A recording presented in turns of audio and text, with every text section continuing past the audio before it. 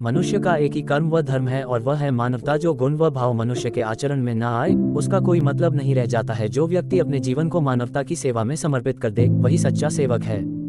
आज ज्यादातर लोग भौतिक वस्तुओं को पाने के लिए अपना पूरा जीवन व्यतीत कर देते हैं, लेकिन जब वे इस दुनिया से विदा होते हैं तो वे अपने साथ कुछ भी नहीं ले जा पाते।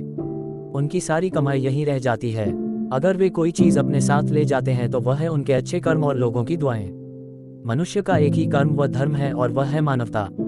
हम इस दुनिया में इंसान बनकर आए हैं तो सिर्फ इसलिए कि हम मानव सेवा कर सकें।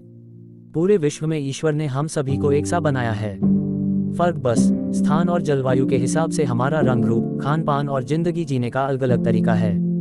आत्मभाव से हर मनुष्य एक समान है। गुरु नानक देव जी कहते हैं कि एक पिता की संतान होने के बावजूद हम ऊंचे नीचे कैसे हो सकते हैं। हम सब एक ही मिट्टी के बने हैं। एक जैसे ही तत्व सबके भीतर हैं। जिस दिन ये सच्ची बात हमारे मन में स्थापित हो जाएगी तो फिर सभी भेद मिट जाएंगे और तब हम इंसानियत की राह पर अग्रसर होकर भाईचारा स्थापित करने लगेंगे।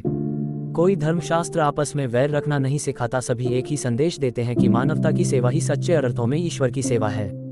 एक बार स्वामी विवेकानंद जी अमेरिका प्रवास पर थे तो किसी ने उनसे कहा कि कृपया आप मुझे अपने हिंदू धर्म में दीक्षित करने की कृपा करें। स्वामी जी बोले, महाशय मैं यहाँ हिंदू धर्म के प्रचार के लिए आया हूँ, न कि धर्म परिवर्तन के लिए।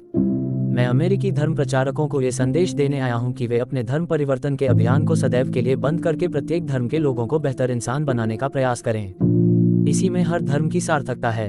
वर्तमान में हमने मानवता को भुलाकर अपने को जाति, धर्म, गरीब अमीर जैसे कई बंधनों में बांध लिया है और उस ईश्वर को अलग अलग बांध दिया है। धर्म एक पवित्र अनुष्ठान भर है जिससे चेतना का शुद्धिकरण होता है।